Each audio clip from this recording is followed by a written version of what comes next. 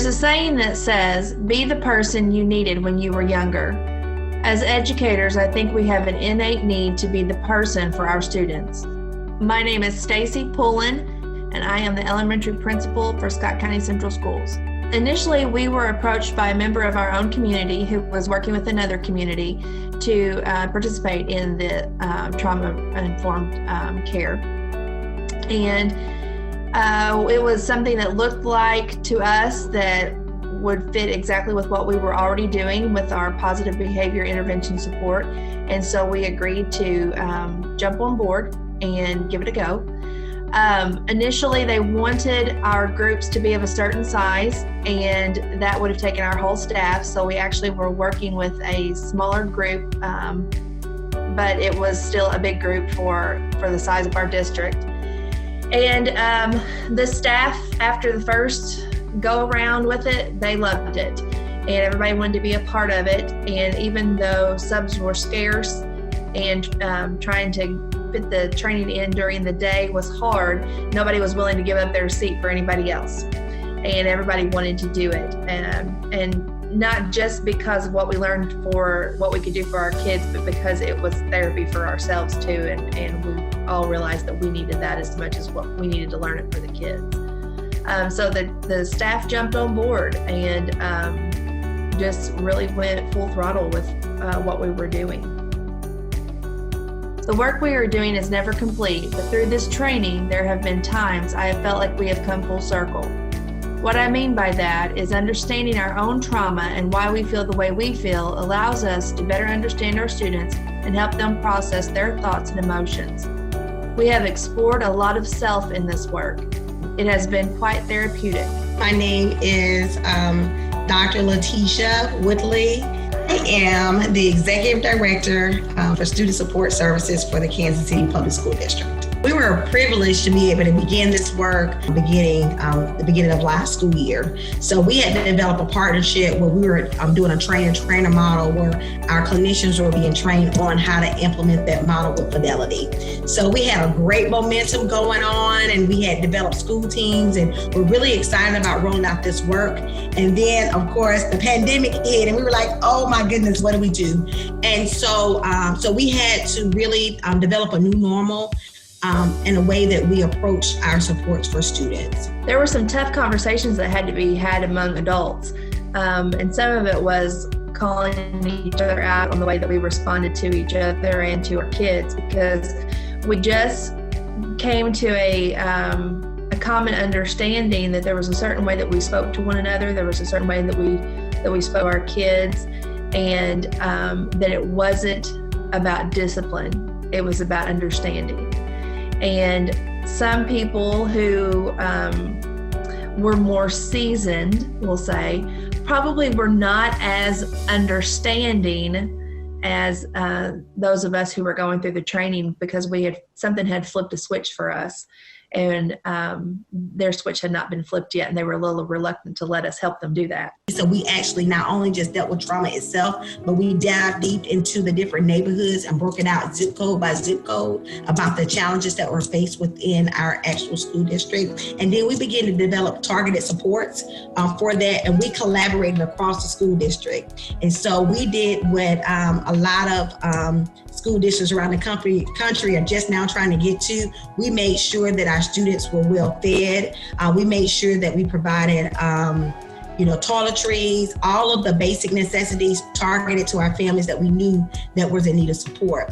But we took it a step further because we knew that in addition to COVID-19, our families were dealing with the another pandemic, the whole racial elements that were going on in our communities, and then people losing their jobs, and lack of resources and everything. So what have we learned so far? We have learned to change our thinking. We have learned to change the words that we use to address a child's behavior, and we have learned to think with our heart first. Our expectations for students are still very high, but our approach to discipline has changed.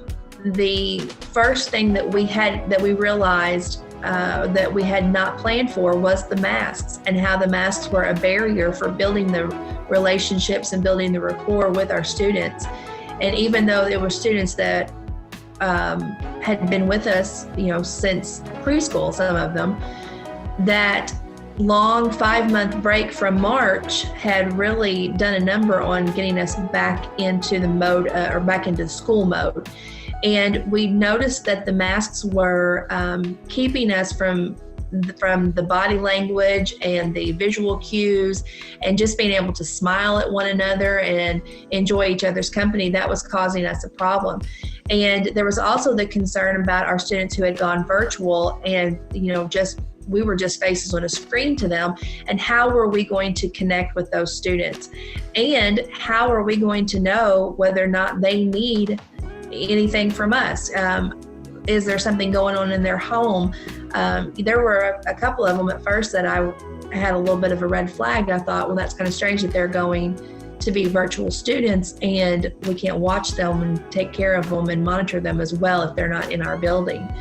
And we just learned to check in. We do daily check-ins with our kids, and they're private between the teacher and the student. And if anything comes up, we address it. And it's worked out pretty well. And most of our students that started off virtual are back in our building because virtual just wasn't working for them. We had a situation where one of the young, one of the students was third grader sitting in the seat, and they were doing some work, and the teacher was speaking, and then another student reached over and stole this pencil. And so that student just went in a rage and attacked the other student, give me my pencil, give me my pencil, give me my pencil. And he was just in an absolute rage. And so, so of course, we de-escalate the situation and everything. And the normal response in our school district, and so we're in the process right now of revising our student code of conduct and our discipline policies, because our policies are really punitive. And so the normal response, of course, would be to send that student home and get suspended for fighting and things of that nature. So just being able to inquire more deeper about what's going on with the baby, reached out to the family to find out that the child had just been removed from his family. His rights of his mother had been severed.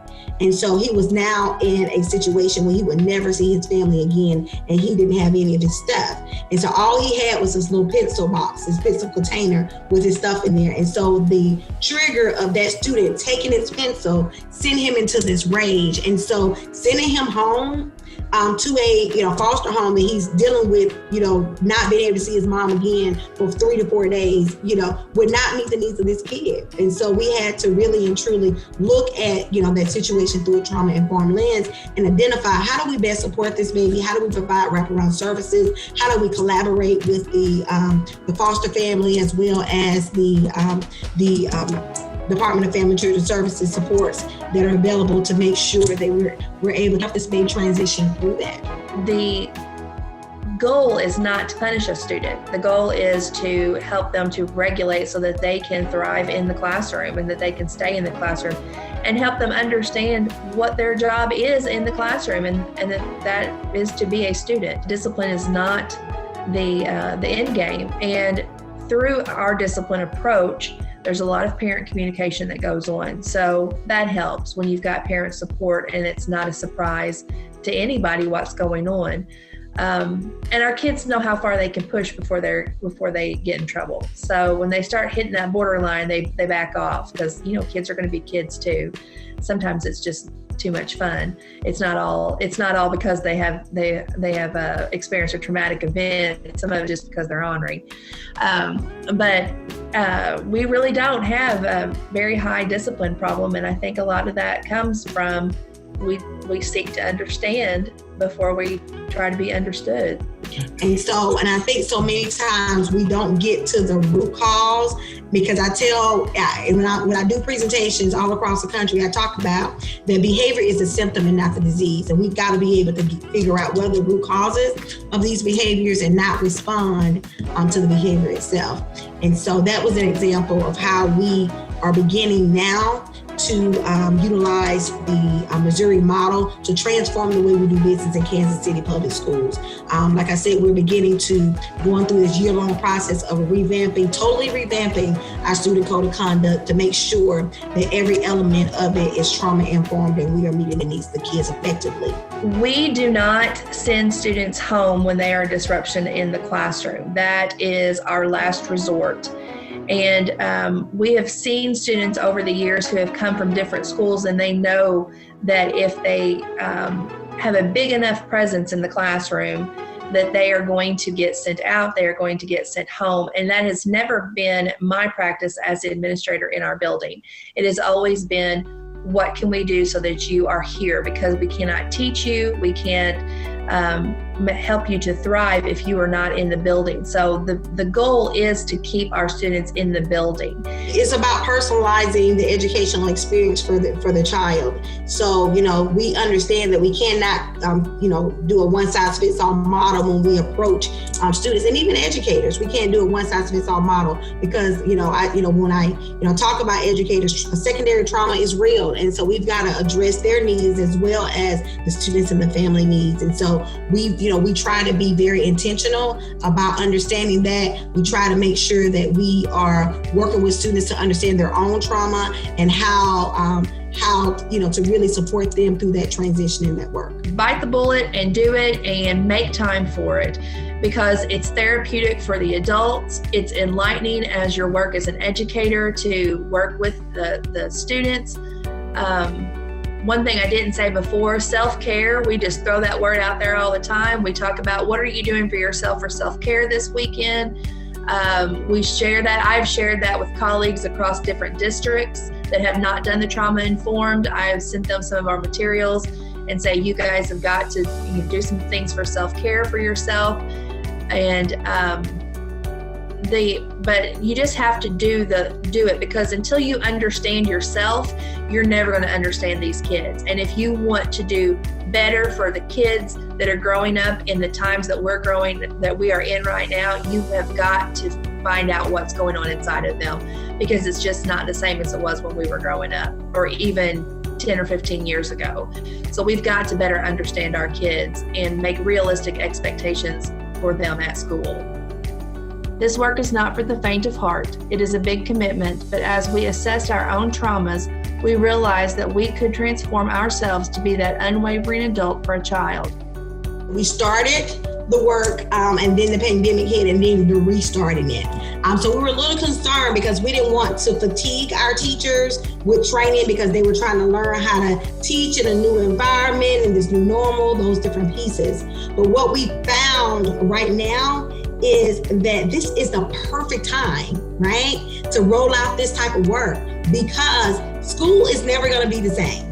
When our students come back, they're going to be expecting something new. They're going to be expecting something different. They're going to be demanding something new and different. And I'm excited about that, because with this pandemic also came opportunity. And so we want to be ready to be able to do something different and something new when we first started. I think that one thing that I believe that I was very excited about is that, because of the pandemic, we was forced to do something different. And so some of the naysayers or the people that would have pushed back in the beginning are now seeing that, hey, we have no choice but to do something different. And so it has opened up more doors for us to be able to push this agenda a little bit faster and a little bit deeper than we have thought in the past.